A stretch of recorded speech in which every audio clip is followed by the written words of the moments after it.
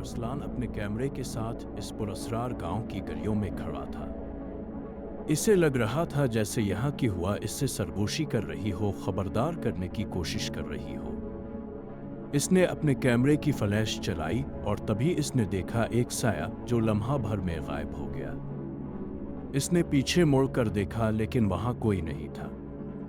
अचानक एक छोटे से कोने से एक बच्ची की हंसी की आवाज आई जो धीरे धीरे एक खौफनाक चीख में बदल गई। अरसलान का दिल जोर जोर से धड़कने लगा। क्या यह हकीकत थी या उसके दिमाग का खेल? इसने कैमरे की रोशनी दोबारा जलाई और उसका सामना एक ऐसी औरत से हुआ जिसकी खाली गड़ों वाली आंखें इसकी रूह को चाटती हुई महसूस हुई।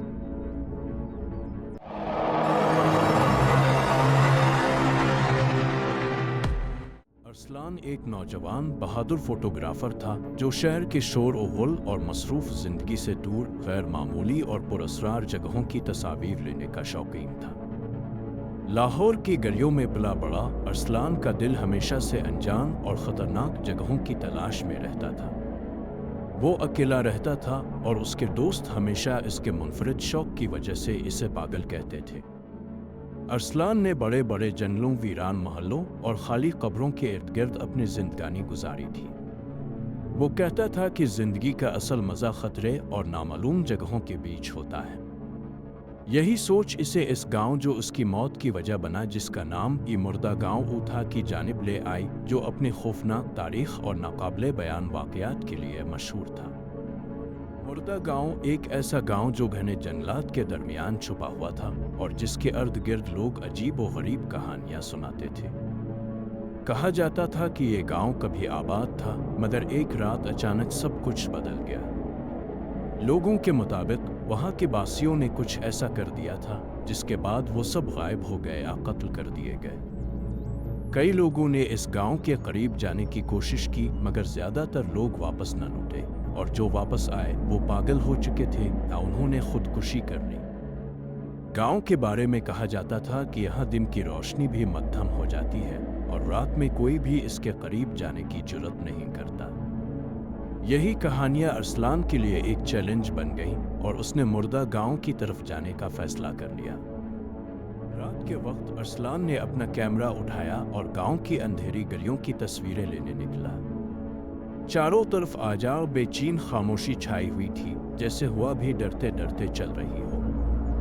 अरसलान ने एक पुराने टूटे फूटे मकान की तरफ निगाह की जहां दरवाजा आधा टूटा हुआ था और खिड़कियां खाली आंखों की तरह इसे घूर रही थी। इसके कदम आहिस्ता आहिस्ता इस मकान की तरफ बढ़ने लगे। जैसे ही इसने अंदर कदम रखा वो महसूस करने लगा कि कुछ तो गलत है। माहौल में एक अजीब सी खुनकी थी जो आम सर्दी से मुख्तलिफ थी, जैसे कोई छुपा हुआ खतरा इसके अर्द गिर्द मंडला रहा हो। अचानक इसके कैमरे की रोशनी में एक साया सा गुजरा, जैसे कोई अंधेरे में छपकर इसे देख रहा हो। अरसलान ने पीछे मुड़कर देखा लेकिन वहां कोई नहीं था। एक सर्द लहर उसके रीढ़ की हड्डी में से गुजरी मगर उसने अपने कदम नहीं रोके। मकान के अंदर जाते ही इसे एक अजीब सी बदबू महसूस हुई, जैसे कोई चीज सड़ रही हो।